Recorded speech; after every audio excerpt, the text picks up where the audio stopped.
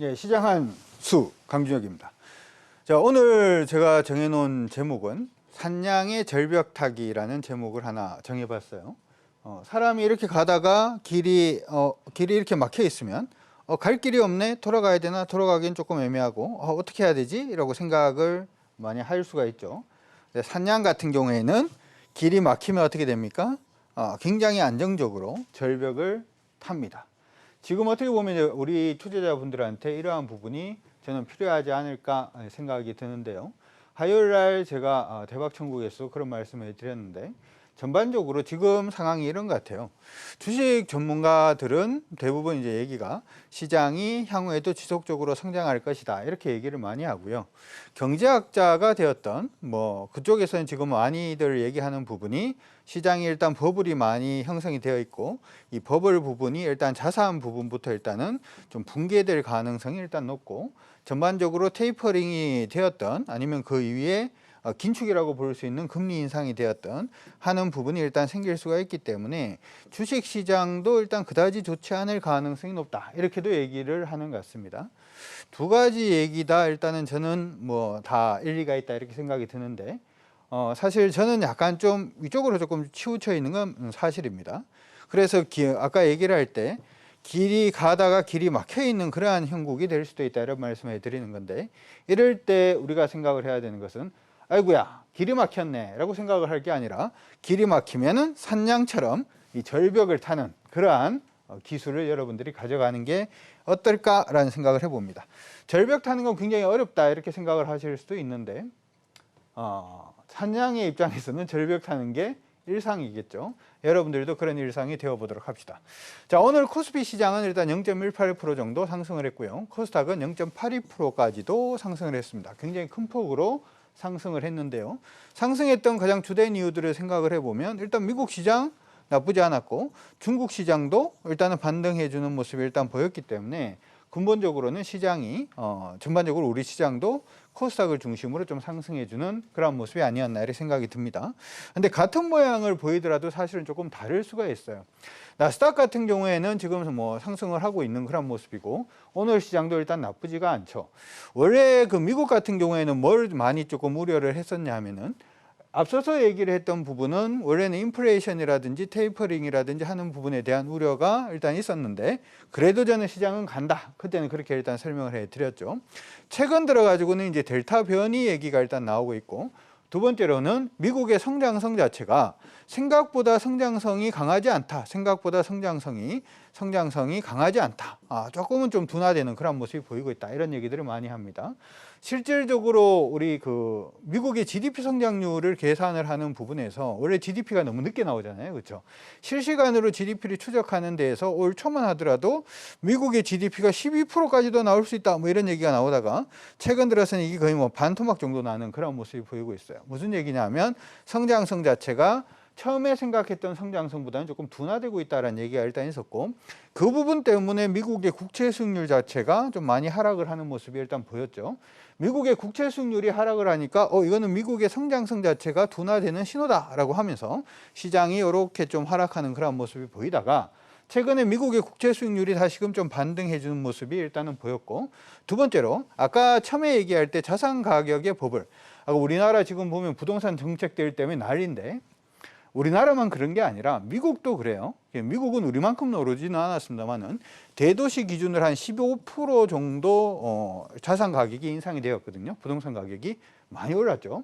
그래서 이 15% 오른 이 부분 자체도 일단 붕괴되지 않을까라고 생각을 했는데, 이 부분 자체도 최근에 신규 주택 판매 건수를 보게 되면은 컨센에는 좀 못 미치는 그런 모습이 일단 보였습니다만은 약간 좀 원딩하게 안정적인 어떤 모습이 좀 보였단 말이죠. 그러면은 성장성 자체도 지금 좀 살아나고 있는 모습이고, 원딩한 그 자산 가격 자체도 크게 버블 때문에 무너지지 않는 모습이 일단 보이는 데다가, 최근에 델타 변이 얘기가 나오면서 테이퍼링 얘기가 살짝 들어가 버렸다, 그렇죠? 테이퍼링 얘기가 살짝 들어가 버리니까 그러면 성장성의 시대 자체가 지금도 지속될 수 있다. 특히나 최근 들어서 우리가 소위 말하는 성장성 섹터, 4차 산업 섹터라고 할 수 있는 기술주들의 실적을 보니까 실적도 좋게 나오고 있는 거죠. 그래서 이런 부분을 기반으로 해서 일단 미국 시장은 상승을 해주고 있는 모습이 나타나고 있는 거죠. 중요한 것은 14,864포인트 정도가 되는 것 같은데 이 포인트가 돌파 안착이 되는 모습이 보이면 미국의 나스닥은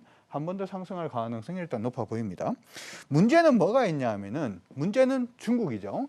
중국 같은 경우에는 지금 보시면 CSI 300 지수, 여기 어떻게 보면 여러분들이 중국은 상해 종합주가 지수가 있고 심천이 있죠.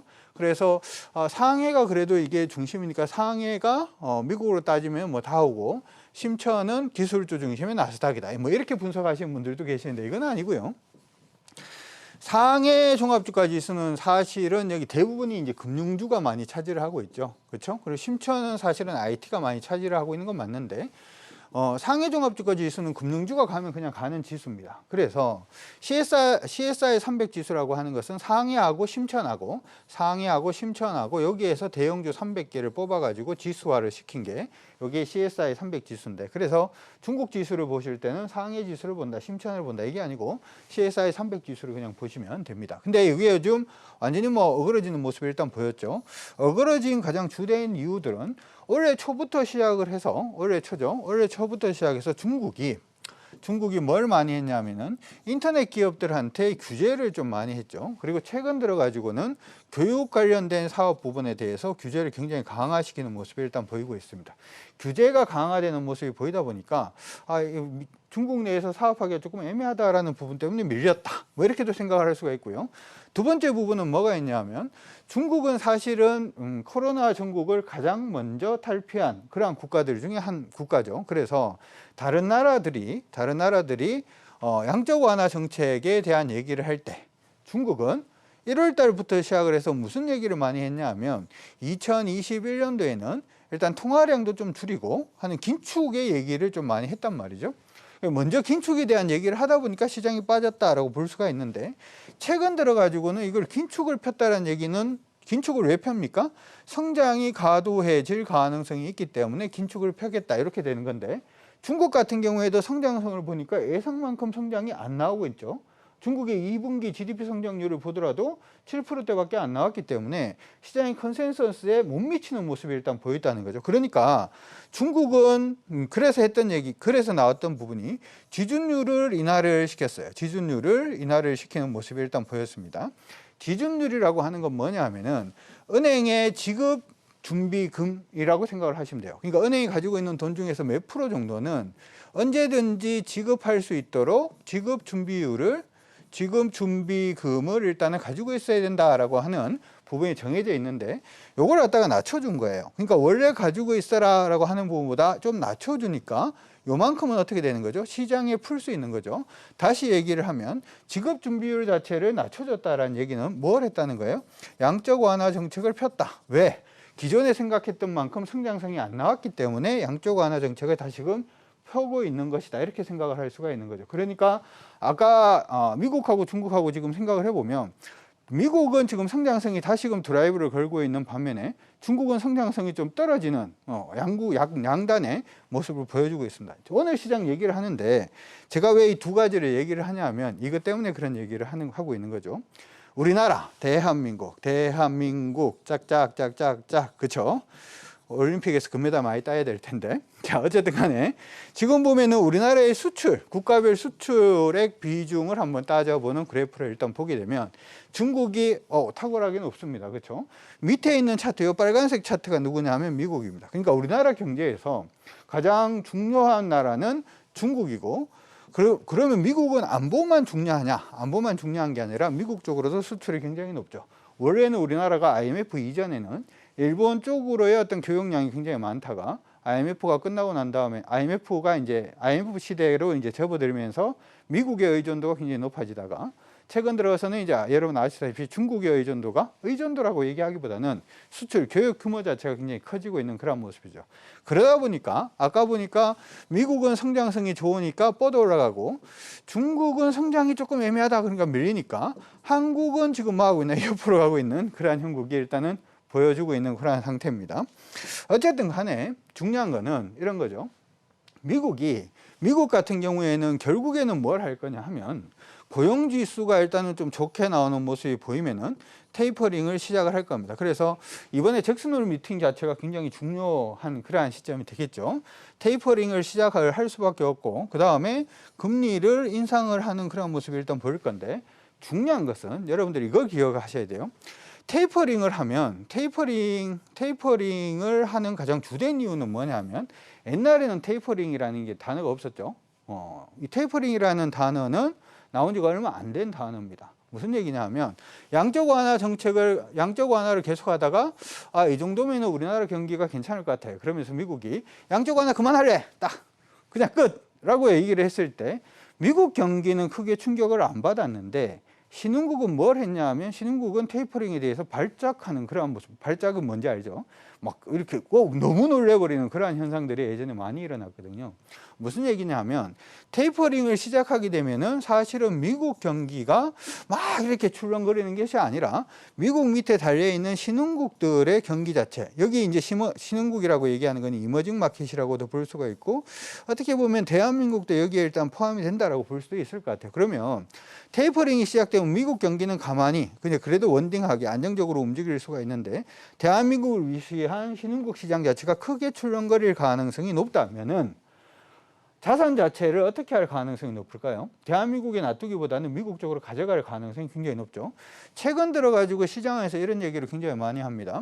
우리나라 원달러 환율 자체가 최근에 굉장히 좀 약세 움직임을 보이다 보니까 원화의 가치 자체가 좀 많이 떨어지는 모습을 보이다 보니까 외국인들이 뭐 하고 있다? 외국인들이 시장에서 많이 팔고 있다. 이런 얘기를 많이 하고 있는데 사실은 외국인들 중에서 가장 중요한, 외국인도 다 중요한 외국인은 아니고요. 외국인 중에서 가장 중요한 외국인은 미국인입니다. 미국. 왜 미국이 중요하냐면 미국이 전체 외국인들이 가지고 있는 주식 중에서 40% 정도를 가지고 있어요. 나머지 뭐 5% 갖고 있는 나라들이 그렇게 중요하진 않죠. 미국이 몇 프로 가지고 있다고요? 40%를 가지고 있기 때문에 모든 외국인이 중요한 것이 아니라 40%를 가지고 있는 미국의 동량 자체가 사실은 중요한데 미국 같은 경우에는 지금 우리 원달러 환율이 이때는 강세 같죠. 지금 보시는 것처럼 이 강세 움직임을 보였던 5월 달부터 시작해서 계속 팔고 있는 그러한 형국입니다. 그러니까 외국인들한테 우리가 사실 기댈 부분은 크지는 않습니다. 크지는 않고요. 그리고 개인들 같은 경우에는 저번에도 한번 말씀을 해드렸다시피 DSR 부분의 규제 강화로 인해 가지고 돈 빌리기가 약간 좀 애매해져 있는 그러한 상태고 최근에 코인 가격이 좀 많이 하락을 했죠. 부분으로 인해서 주식에 투자하기가 약간 좀 애매하고 그 다음으로는 IPO가 좀 많아지고 있기 때문에 묶이는 돈 자체가 좀 많아지고 있기 때문에 사실 개인들이 시장에서 옛날처럼 주도적으로 매수하기는 좀 쉽지는 않습니다. 외인 같은 경우에는 아까 얘기를 했죠. 중국 같은 경우에는 경기가 약간 좀 애매하다 이런 말씀해 드렸고 미국은 결국은 긴축 쪽으로 갈 거기 때문에 외국인들 같은 경우에는 신흥국 투자보다는 미국의 투자를 늘릴 가능성이 높다 이렇게 얘기를 했으니까 투자하기가 애매하고 기관 같은 경우에는 사실은 우리가 기관은 펀드 매니저라고 얘기를 하죠. 펀드 매니저라고 얘기를 하는데 펀드 매니저는 펀드에 돈이 많이 있어야 되는데 경기가 안 좋아서 개인들이 돈이 없으면 펀드를 해지할 가능성이 높죠. 그러면 기관들의 매수 여력은 어떻게 될까요? 줄어들 가능성이 높죠. 그렇기 때문에 돈 자체가 시장에서 그다지 많지 않을 가능성이 높다는 거예요. 돈이 많지 않으면 아무리 좋은 주식도 오르긴 좀 어렵습니다. 무슨 얘기냐면 아무리 이쁘고 아름다운 여성이 있더라도 그 여대 안에서는 남자친구 구하기 어렵고 전부 다 여자들만 있으니까 정말 잘생기고 멋진 남자도 공대 안에서는 여자친구 구하기가 어렵다라는 거하고 비슷해지는 거죠. 수급이 마르니까. 그렇기 때문에 좀 안 좋아지는 부분인데 여기서 그러면은 수급이 안 좋아지니까 주식을 하지 말아야 되나? 라는 부분은 아니라는 거죠. 예전하고 다른 게 지금은 뭐가 있냐 하면 앞에서 3분 막 이렇게 노리니까 굉장히 마음이 갑자기 급해집니다. 아직까지 1시간은 더 해야 되는데 스페인 그리고 중국을 보면 지금은 무조건 그래도 투자할 만한 종목군들이 있다. 사냥이 절벽을 타면서 움직이듯이 지금 의외로 수익이 많이 날 가능성이 높은 섹터가 있다. 이거 한번 보도록 하죠. 뜬금없는 합스부르크. 세계사 시간입니다. 합스부르크 왕가의 요 분이 누구냐면 필리페 2세입니다. 여기 지금 노란색으로 표시되어 있는 땅이 전부 다 합스부르크 왕가의 신성 로마 제국이거든요. 땅이 굉장히 넓죠. 스페인 여기서 이제 요 필리페 2세가 뭘 받았냐 하면 여기 있는 땅들은 사촌 동생한테 주고 여기는 아들한테 줬어요. 그 아들이 필리페 2세거든요. 그래서 예전부터 시작해서 스페인 그러면 무적함대라는 얘기도 하고 강국이라는 얘기가 나왔던 부분이 이거예요. 근데 지금은 이 스페인이 굉장히 잘 사는 나라로 생각이 드세요? 아니죠. 왜 아닐까요? 산업혁명 당시에 산업혁명을 하지 않았던 유럽의 몇 개 안 된 나라들 중에 하나입니다. 두 번째로 1878년 과거로 돌아갑니다. 오, 갑자기 과거로 돌아가요. 굉장히 마음이 급한 거 딱 느껴지시죠? 조금 이따가 제가 좀 더 쉽게 한국경제TV 홈페이지에서 한 번 더 수익 날 수 있는 기회를 풀어드리도록 할 테니까 듣다가 이건 가서 좀 들어봐야 되겠다. 무조건 와서 들어봐야 됩니다. 그렇게 하시는 분들은 한국경제TV 홈페이지 들어오셔서 나머지 들어보시면 좋을 것 같아요. 1878년입니다. 그렇죠? 1878년도에 제루의 GDP 부분을 보면 여기에 무슨 그림이 적혀 있냐면 이 지렁이 아닙니다. 용입니다. 청나라의 GDP가 전 세계 1등을 하고 있던 그러한 국면이었어요. 근데 청나라 어떻게 됐나요? 강대국들의 속국이 되었죠. 왜 그랬나요? 산업혁명을 하지 않았기 때문입니다. 산업혁명을 하지 않으면 어떻게 된다라는 걸 잘 알고 있죠. 여기 지금 보시고 있는 요게 뭐냐면은 첫 번째 산업혁명 당시에 전기자동차, 전기차입니다. 전기차고 옆에 이건 뭐냐면 말이죠. 그렇죠? 어느 게 더 뽀대가 나 보입니까? 사실은 이거보다는 이게 더 편하죠. 편하더라도 산업혁명을 거쳤던 영국이라든지 산업혁명을 거쳤던 프랑스라든지 뒤늦게라도 산업혁명을 했던 독일 같은 경우에는 아직도 강국인데 나머지 아까 얘기했던 스페인이라든지 중국은 이제 치고 올라오고 있는 그런 모습이 나타나고 있죠. 무슨 얘기냐 하면 산업혁명 시기에는 테이퍼링을 하든 금리 인상을 하든 뭐가 어떻게 됐든 경기가 좋지 않든 나라가 나서서 뭘 해야 된다? 혁명이라고 얘기하는 게 좀 그렇다 그렇죠? 산업혁명을 위해서 돈을 쓸 수밖에 없다는 겁니다. 그들 종목에 대해서 우리가 뭘 해야 된다? 관심을 가져야 된다는 거죠. 지금 요즘 산업혁명 얘기가 나오면서 하나 더 이슈화가 되고 있는 것이 ESG입니다. ESG는 뭐죠? E, 환경, S, 사회, G는 지배구조를 의미를 합니다. 자, 여기서 중요한 게 탄소 배출. 아까도 얘기를 했던 부분 중에 하나가 탄소 배출 조정세, 국경조정세에 대해서 얘기를 계속하고 있죠. 무슨 얘기냐 하면 예전에는 그냥 라면을 만들었다면 세금을 안 내도 되는데 갑자기 라면을 만들면 네가 탄소세를 내야 돼. 그러면서 탄소세를 매기겠다라는 거예요. 근데 라면을 만드는데 무슨 탄소세를 내야 되나요? 라고 생각을 하면 라면 만들려고 그러면 라면 만드는 기계를 돌려야 되죠. 라면 만드는 기계를 돌리려고 그러면 뭐가 필요하나요? 전기가 필요하죠. 전기가 필요하면 이 전기는 어떻게 만드는 거냐 하면은 만약에 화력발전, 석탄 기반의 화력발전을 만들면 뭐가 배출이 돼요? CO2가 배출이 되네? 그러면 세금을 내라. 근데 라면을 만드는 이 기계에 전기를 공급하는 게 뭘로 공급을 하면 태양광이라든지 풍력으로 공급을 하면 뭐가 안 나와요? CO2가 안 나오니까 이거는 탄소세를 안 내도 된다 이거예요. 그러면은 기업 입장에서 보면 이익을 극대화하거나 좀 더 어떤 사회적인 기업이라고 하는 이 이미지 자체를 찾아가기 위해서는 ESG를 해야 돼요, 안 해야 돼요? 해야 되겠죠.